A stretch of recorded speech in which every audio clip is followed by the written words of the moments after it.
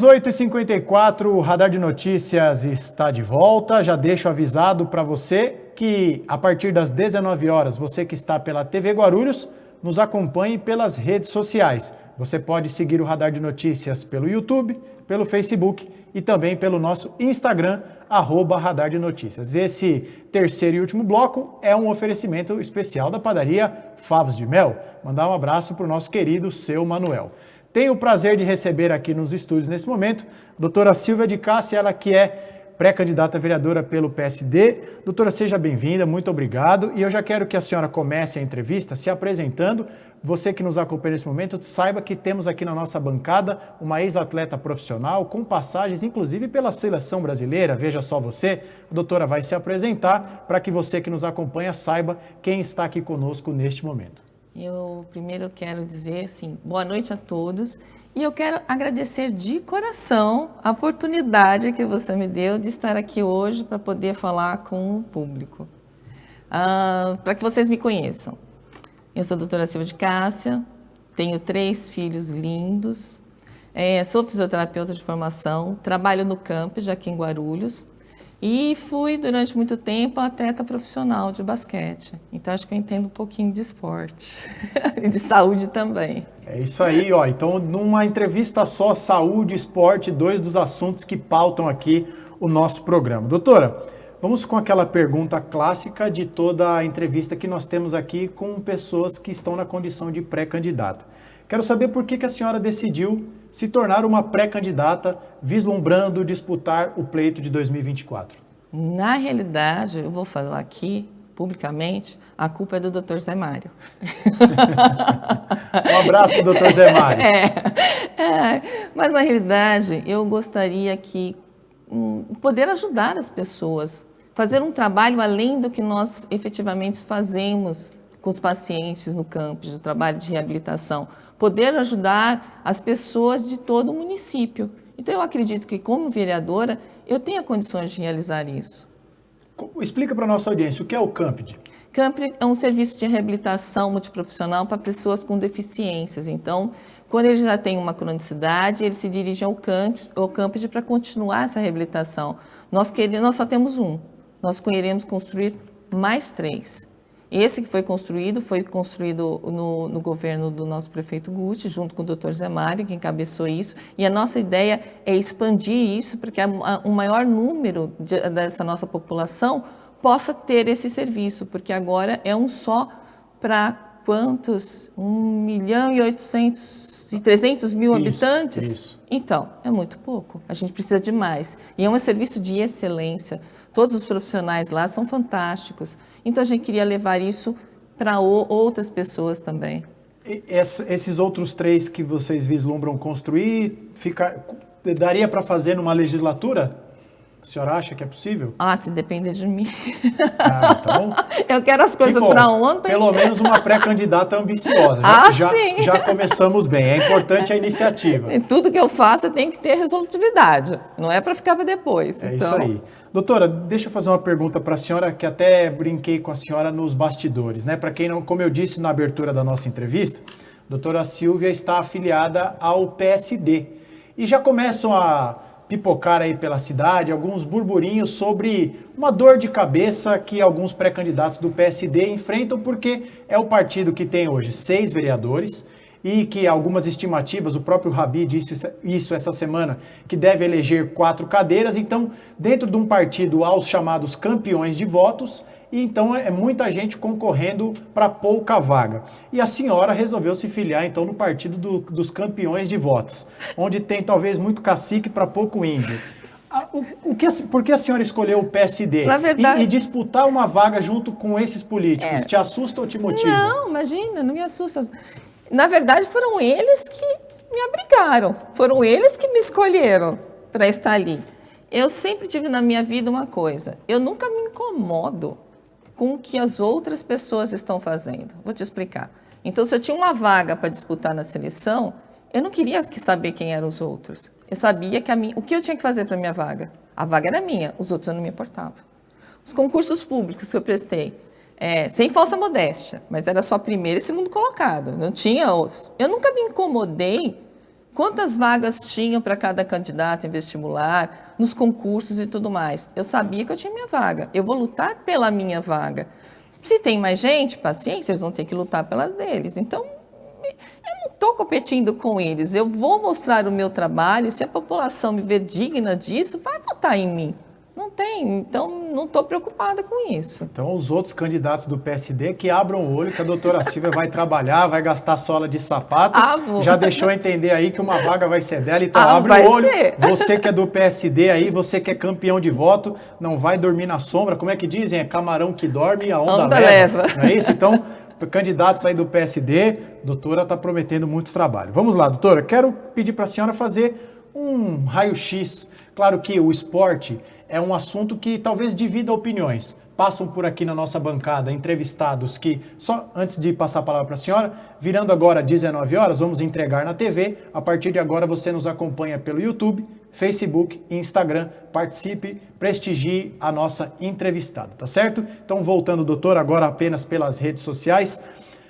Como eu ia dizendo, a senhora sabe que o esporte é um assunto que divide opiniões aqui na nossa bancada. Passam por aqui entrevistados que dizem que o esporte em Guarulhos vai bem, outros que dizem que o esporte está abandonado, como alguém que é ex-atleta, fisioterapeuta, que tem conhecimento de causa. Qual o diagnóstico que a senhora faz do atual estado do esporte na cidade de Guarulhos? Eu fui atleta de Guarulhos. Nós entramos nos Jogos Regionais e abertos, parecia a seleção olímpica. Você olhava para o pessoal do judô, todo mundo seleção brasileira, o pessoal do vôlei, o pessoal do basquete, o pessoal do atletismo. Era maravilhoso.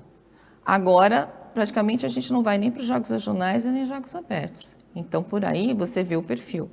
Mas o trabalho que eu quero fazer não é só para atleta olímpico, não é só para o atleta de elite. O trabalho que eu quero fazer é construção do esporte junto com a saúde. Porque nem todas as pessoas têm características de se tornarem atletas de alto rendimento. E não por isso não pode praticar esporte? Tem que praticar esporte. Por quê? Porque isso, o investimento no esporte, a gente melhora a saúde, melhora a educação e melhora a segurança. Falando, essa mulher está louca, como é que ela vai falar isso? É verdade. Por quê? A pessoa que pratica esporte, ela tem uma determinação, ela tem organização. As pessoas não vão facilmente para as drogas. Então, você já vê que a marginalidade cai drasticamente. Você pratica um esporte, a sua saúde está excelente, você não precisa de médico, você não precisa de hospital, você não fica doente.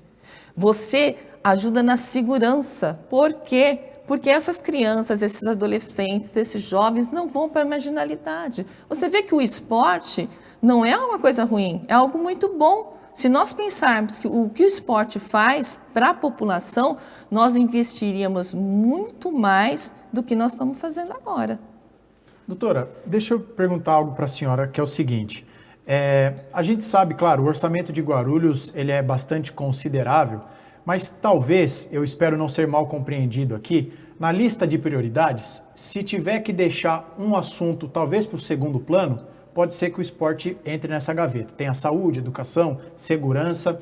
Então, talvez o que falte, pelo menos na minha opinião, é um maior investimento público. E aí, quando a gente fala de falta de investimento público, fala-se muito de atrair investimentos para determinadas áreas. É possível atrair investimentos para o esporte de Guarulhos? Como? A senhora tem alguma ideia de como fazer isso aqui? Vamos lá. Eu tenho um grande amigo meu, chama-se Carlinhos Brasolin. Carlinhos nem sabe que eu estou fazendo propaganda dele aqui. Ele é o presidente do Clube Pinheiros. Pinheiros é um clube. Gigantesco. Mas é um clube. Guarulhos é um município. Quantos atletas tem? Da ginástica que disputou agora o troféu, o Brasil estava lá. Quantos atletas tem no Pinheiros? Quantos atletas tem da natação? Quantos atletas tem do voleibol, do basquete? Quantos? Em todas as modalidades. E é só de investimento dos sócios? Não. Sim. Tem, eles atraíram os investimentos e atraíram as parcerias que bancam essa parte do atleta. Acha-se que Guarulhos não tem essa capacidade, com o número de empresas que nós temos aqui e com o nome que nós temos aqui, a gente não tem essa capacidade de atrair patrocínios para a formação dos nossos atletas? É só a gente ter um pouco mais de, não sei se boa vontade, mas profissionalismo para ir à caça disso. E a gente consegue reconstruir. Eu fui para um campeonato pan-americano em Mérida, no México. E lá nós tínhamos vários centros com quadras poliesportivas. Mérida tem 800 mil habitantes. Guarulhos tem 1 milhão e 300 mil. Nós não temos um centro olímpico e não temos um centro paralímpico para os atletas, para treinamento. As quadras que nós temos já estão obsoletas. O vôlei tem que mandar jogo em outro lugar, porque não tem capacidade a Ponte Grande de acolher. Nós temos o João do Pulo, tá? E é um ginásio pequeno. E agora vai ter a reforma do Tomezão. Só esses equipamentos não dá. O pessoal do futebol, você acha que a gente não tinha que ter um time profissional de futebol aqui? O Virgílio vai concordar com a senhora. Não, mas eu acho, gente. Olha Guarulhos, olha o que a gente pode trazer. Não dá? O pessoal da ginástica, que faz um trabalho excelente por anos. Falaram muito da Rebeca. Rebeca estava aqui até 10 anos com a professora, era a irmã do Ulisses. Ela viu a menina que tinha talento. Teve que ir para o Paraná. 10 anos foi embora daqui. Como outros atletas aqui. E eu posso nomear porque eu os conheço, são meus pacientes. Então, vamos lá. A Letícia Prudente está jogando em Santo André. A Arnone, a Isabela Arnone, está jogando em Campinas. Aí vem o Davizinho, está jogando na Itália. Falta uma que está aqui na minha cabeça. E eu vou esquecer, ela vai me matar. E aí, depois do sucesso, é fácil bater no peito e dizer, olha os nossos atletas guarulhenses. Então, nós temos 2 que estão de futebol que estão jogando na Rússia. Mas eles saíram daqui de Guarulhos. O nome dele é Alexandre. O próprio Gabriel Martinelli. Thiago. Então, o Gabriel Martinelli, eu e o Virgílio, a gente sempre comenta. Foi escanteado por aqui, aí agora está jogando no Arsenal da Inglaterra. Então, olha só. Então, assim, a gente tem uma porção de talento. O pessoal do atletismo. Nossa, na época que a Ana Caia estava aqui, quantos atletas nós tivemos? E agora? Olha que aí. O que a gente tem? Então, dá para fazer? Claro que dá. É só a gente ter um pouquinho de bom senso, não ter preguiça de fazer as realizações e ir atrás desses patrocínios, fazer convênios com as empresas. A gente consegue, claro que sim. Doutora, vou transmitir para a senhora a mesma pergunta que eu fiz para a nossa convidada do bloco anterior. Se a senhora vier a ter sorte nas urnas, se tornar uma vereadora pela cidade de Guarulhos, o primeiro ato da senhora enquanto parlamentar da segunda maior cidade do estado de São Paulo, qual será? Eu acho que já começar a formação do campus. Um dos 3 que a senhora citou. Com certeza. Essa vai ser a primeira coisa. E a segunda, então? Vamos ver uma novidade que não citamos nessa entrevista. Que não citamos não, porque a gente já citou, porque ia ser a formação de um projeto para Guarulhos, para a formação de um centro olímpico e paralímpico. Isso é muito importante, sobretudo a questão paralímpica, porque, inclusive, eu acho incrível que, quando estamos em ano de Olimpíada, e aí você vê ali todo aquele entusiasmo, todo aquele hype da Olimpíada, acaba a Olimpíada, desmontam-se muitas coisas, a mobilização cai, como se não houvesse um evento tão importante quanto na sequência. Então, a própria mentalidade das pessoas tem que mudar, são tão atletas quanto... Sim, e é um fator de inclusão, tanto para as pessoas que têm deficiência quanto as que não têm deficiência. Eu assisti agora, foi essa semana passada, a final do Troféu Brasil de cadeirantes. Foi espetacular. Eu fiquei assim, olha, atônita, porque eu falei, eu não consigo jogar isso. E foi muito bonito. E a gente não tem isso aqui. A gente tem alguma coisa para deficiente? Não temos. E a gente precisaria. O que a senhora pensa sobre isso? O que dá para fazer? O que é prioritário fazer para os deficientes, para os atletas deficientes, mas para o público com deficiência de uma forma geral? Na verdade, eles não têm um local para prática, porque eles precisam de algumas coisas que nós não temos. Então, por exemplo, vamos jogar basquetebol no João do Pulo. Como é que nós vamos fazer com as cadeiras de roda? Nós vamos descer aquelas escadas? Então, vai abrir o portão do fundo para as cadeiras poderem entrar? Então, não tem acessibilidade E isso a gente precisa pensar. Então, para que a gente também monte alguma coisa para os deficientes, a gente tem que pensar nessas questões. Não é qualquer equipamento de esporte que pode ser adaptado para essas questões. Sim. Doutora, se me corrija se eu estiver equivocado, né? Mas lendo algumas informações sobre a senhora atuou também como fisioterapeuta na Seleção Brasileira Master. Estou correto? Ou não? Sim, não está? Sim. Sim. Então, eu queria falar sobre o público da melhor idade. Não sei se é um termo que ainda é correto utilizar, mas o que podemos fazer de política pública para os idosos, para os atletas, que a senhora citou no começo da nossa entrevista, da importância de termos espaços para a prática do esporte, do lazer, de outras atividades. Mas também não tem isso por uma simples caminhada, uma calçada, uma rua. Um idoso que quer fazer uma caminhada, às vezes pode cair, se acidentar. O que precisa ser feito? O que a senhora enxerga de lacuna nisso? Eu acho que nós somos um povo muito criativo. Eu atendia 200 pacientes na Ponte Grande, que era o meu xodó. Eram pacientes da melhor idade e a gente atendia, a igreja cedia o salão deles para nós e a gente fazia as terapias lá. Eram 200 pacientes inscritos. Então, assim, o que a gente pode fazer? A gente pode trabalhar não necessariamente com uma parte lúdica, com uma parte esportiva, mas pode começar com uma parte lúdica.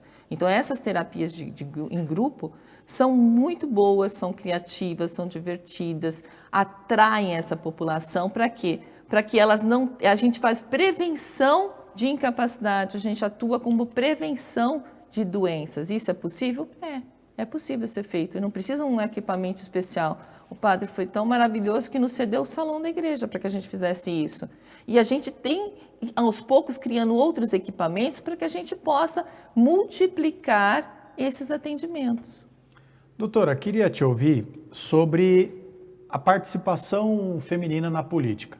Nós temos pouquíssimas vereadoras na Câmara de Guarulhos. Qual a importância de elegermos cada vez mais mulheres? E se a senhora for eleita, o que a população de Guarulhos pode esperar da senhora no que diz respeito à defesa da inclusão da mulher, da maior participação da mulher, de uma voz ativa enquanto vereadora dentro da Câmara de Guarulhos? Sim, eu vou continuar com isso que você me perguntou, mas você podia mostrar o livro que faz parte do que você... Sem dúvida nenhuma. Inclusive, a doutora nos presenteou aqui, me entregou esse livro, ó. Antes de começar a nossa entrevista, agradeço muito. A Realidade Oculta no Espelho, escrito pela doutora Silvia de Cássia.